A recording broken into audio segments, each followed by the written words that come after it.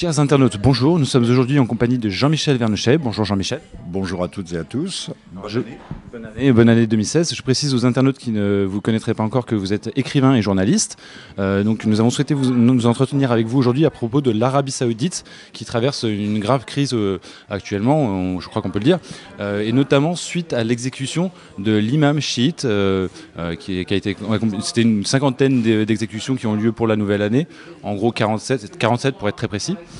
Ça a créé des gros problèmes dans la région puisqu'il y a eu des manifestations juste après à Téhéran où des manifestants s'en sont pris à l'ambassade d'Arabie Saoudite à Téhéran, en Iran. Alors, est-ce que vous pourriez commenter tous les événements qui ont suivi cette exécution ? Alors d'abord, on peut dire que l'année commence bien. On peut dire aussi ce que la presse ne dit pas et ne relaye pas, c'est que le corps décapité a été crucifié. Ce qui n'est pas très élégant, mais c'est une pratique courante en Arabie saoudite. Je dis bien saoudite puisque c'est le seul pays au monde qui porte le nom de son propriétaire, à savoir la famille des Saoud. Je ne sais pas qui a décidé de cette exécution, qui est une exécution essentiellement politique. L'homme n'était pas un criminel en soi, même s'il appelait plus ou moins à la sédition. En tout cas, on savait que ce faisant, on battait le briquet, on allumait la mèche, et une mèche d'une poudrière. Il n'y a pas seulement l'ambassade d'Arabie qui a brûlé à Téhéran, mais également le consulat, les émeutes, il y a eu de véritables émeutes, on ne peut pas dire autre chose. Donc, pour résumer la situation, ce n'est pas l'Arabie qui est en crise, mais c'est toute la région, et nous sommes proprement au bord de la guerre. Alors il y a plusieurs pays comme dont le Soudan et récemment la Somalie qui ont rompu également leurs relations diplomatiques avec l'Iran. Le Bahreïn, mais également fermeture des ambassades, même s'il n'y a pas rupture avec le Koweït. On oublie toujours le Koweït, qui est un pays très dur, qui joue un rôle très important dans le Golfe. Alors, et si on place un tout petit peu dans un moyen, peut-être pas long, mais moyen terme, l'année dernière, il y a eu une succession en Arabie Saoudite, puisque donc le roi Abdallah est mort.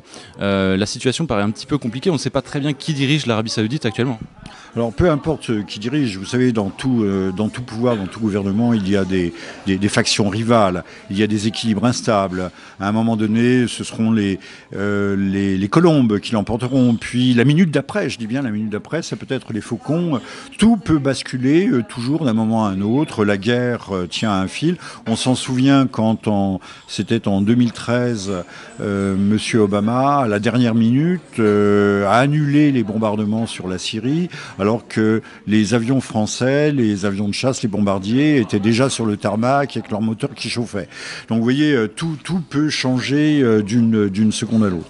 Alors je dirais en ce qui concerne l'Arabie, oui, elle est non seulement il y a une crise régionale, mais elle est en crise elle-même. Et je pense que si l'on regarde l'échiquier du Proche-Orient et du Levant, l'Arabie Saoudite est aujourd'hui un pion qui est sacrifié, mais sacrifié ou sacrifiable, qui peut être sacrifiable par les Occidentaux.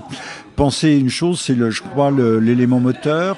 L'Arabie Saoudite a joué un jeu qui était peut-être le sien propre, peut-être commandité par qui, a joué le pétrole à la baisse en maintenant sa surproduction, sa capacité. Ce qui a fait beaucoup de mal au Venezuela, beaucoup de mal à la Russie, mais également aux schistes bitumineux qui sont à peine rentables, voire pas du tout rentables aux États-Unis. Reste que les États-Unis, aujourd'hui, n'ont plus besoin de l'Arabie Saoudite puisqu'ils sont autosuffisants de manière énergétique. Donc, quel est le dernier rôle, l'ultime utilité de l'Arabie Saoudite ? C'est éventuellement d'engager une guerre contre l'Iran qu'on ne pourra pas engager autrement. Alors, ce n'est pas la Maison-Blanche. Il faut bien comprendre aussi qu'à l'intérieur des États-Unis, il y a le département d'État qui a sa politique, la CIA qui en a peut-être une autre, le Pentagone et la Maison-Blanche. Tout ça fait beaucoup de court-circuit. Effectivement, il y a une partie des États-Unis qui est réticente à ce qui est en train de se passer en Arabie Saoudite et autour. Par contre, il me semble qu'Israël est beaucoup plus, entre guillemets, heureuse. Les dirigeants israéliens sont beaucoup plus heureux de ce qui est en train de se passer, il me semble. Alors, Je ne sais pas s'ils sont heureux, en tout cas ils ne le diront pas, ils déploreront puisqu'ils sont toujours en retrait et qu'ils diront perpétuellement mais nous n'y sommes pour rien, ces affaires ne nous concernent pas, nous sommes absents de la scène alors qu'en fait en sous-main, on le voit bien en ce qui concerne Daesh, Al-Nusra, dont les combattants vont se faire soigner dans les hôpitaux israéliens. C'est su depuis longtemps, mais depuis qu'il y a des documents vidéo qui circulent sur la toile, ça se sait encore plus et encore mieux. Et c'est beaucoup moins niable. Donc Israël est toujours innocente, toujours absente. Nous n'y sommes pour rien, mais en fait, aujourd'hui, on peut dire que cette politique délétère, cette politique éminemment dangereuse, est certainement conduite depuis Tel Aviv. C'est vrai qu'une rivalité Iran-Arabie Saoudite avec derrière une lecture par certains d'un conflit sunnite-chiite, c'est vrai qu'on se dit, à part Israël, à qui est-ce que ça profite? Alors je voudrais passer, puisqu'on n'a pas beaucoup de temps pour faire cette interview, aux événements qui ont eu lieu lors du dernier pèlerinage à la Mecque, avec une bousculade qui a donné lieu à 7000 morts. C'est vraiment énorme, hein, c'est 2 fois le nombre de morts au World Trade Center, et on n'en a pas du tout entendu parler dans la presse. Alors la presse a parlé de 747 morts, en fait c'est 7747, on a oublié un 7 quelque part qui s'est perdu dans l'épaisseur du trait. On peut penser que c'est l'une des provocations, c'est l'une des façons aussi de porter un coup létal à l'Iran, puisque plus de 400 Iraniens sont morts, notamment plusieurs personnalités proches du guide suprême de la Révolution. À la fois, donc, c'était une provocation, c'est un signal fort qui est envoyé. Souvenons-nous aussi que toutes ces dernières années, un certain nombre de scientifiques, d'ingénieurs de haut niveau ont été assassinats ciblés, à Téhéran même. Donc le bras armé, la main armée des ennemis de l'Iran est présente et active.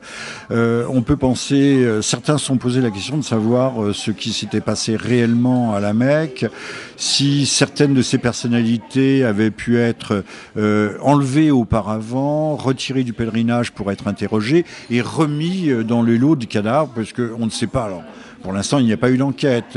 Il y a un appel d'ailleurs qui circule sur la toile et qui j'invite tous vos téléspectateurs à signer cet appel pour demander qu'une commission d'enquête internationale d'experts, une commission d'enquête neutre, suisse par exemple, d'experts suisses, puissent intervenir à la Mecque même pour recueillir les données et savoir ce qui s'est passé exactement. Vous savez, il y a des couloirs avec des masses gigantesques de personnes qui avancent. Une porte blindée a été fermée qui a coupé le couloir et la masse humaine a continué à s'entasser et à s'écraser contre le mur. Encore une fois, 7000 morts. Notons malgré tout que ces incidents sont fréquents à la Mecque. Alors se pose maintenant la question de savoir si l'Arabie Saoudite et la famille des Saouds est bien légitime à conserver la garde des lieux saints. Ce n'est pas sûr, en tout cas la question se pose, et peut-être que s'il y avait des réponses apportées par cette commission d'enquête indépendante, eh bien la question pourrait être mise sur le tapis d'une internationalisation des lieux saints musulmans, et peut-être pourquoi pas au-delà d'ailleurs de Jérusalem, parce que la question se pose pour tous les grands lieux saints de la planète, notamment pour les lieux saints des 3 monothéismes. Très bien. Eh bien, Jean-Michel, merci. Merci beaucoup pour votre analyse.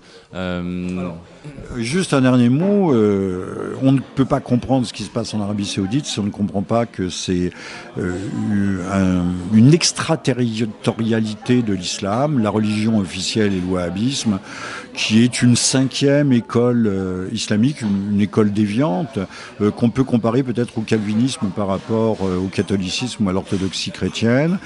J'ai d'ailleurs écrit un livre à ce sujet qui s'appelle Les Égarés, que j'en recommande la lecture, puisque aujourd'hui tout le monde parle du wahhabisme, mais apparemment peu de gens savent vraiment de quoi il retourne.